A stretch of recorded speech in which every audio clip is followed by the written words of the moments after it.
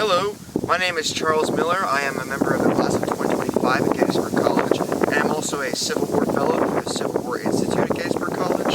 And my name is Olivia Taylor. I am also a member of the class of 2025 at Gettysburg College, as well as a Fellow at the Civil War Institute at Gettysburg College.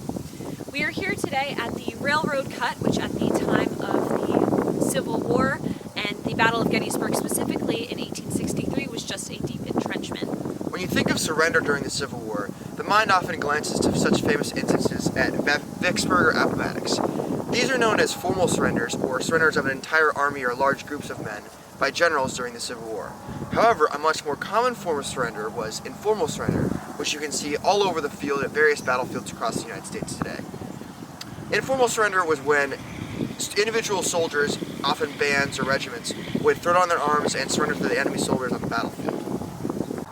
The Confederates under Brigadier General Joseph R. Davis, the nephew of Confederate President Jefferson Davis, led 3 regiments of his brigade to overlap the Union right flank to take this position.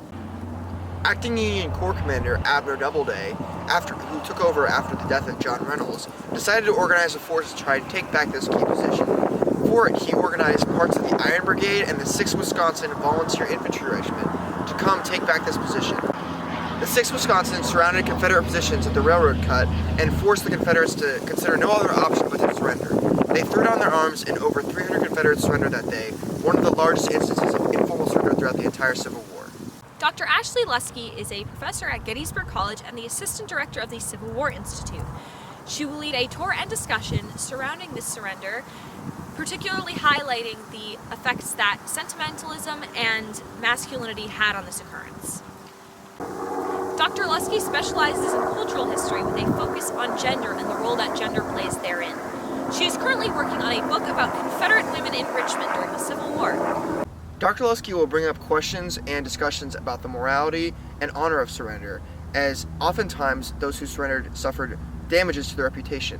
The Harper's Ferry cowards saw their reputation take a downturn after their preemptive surrender at Harper's Ferry. However, Dr. Luskey will not only examine the questions about morality and honor of those who surrendered, but those who they were surrendering to. Lieutenant Colonel Rufus Dawes, commander of the 6th Wisconsin, who took the rebel positions here at the railroad cut, commended his soldiers for their restraint, cool-headedness, and morals of not pouring a volley of fire onto those Confederate soldiers that were surrendering to them. Draw your own conclusions about what was really going through the minds of these Union Confederate soldiers after discussing it with Dr. Luskey and fellow Civil War enthusiasts and scholars, as Luskey will lead this tour on the evening of Saturday, June 10th.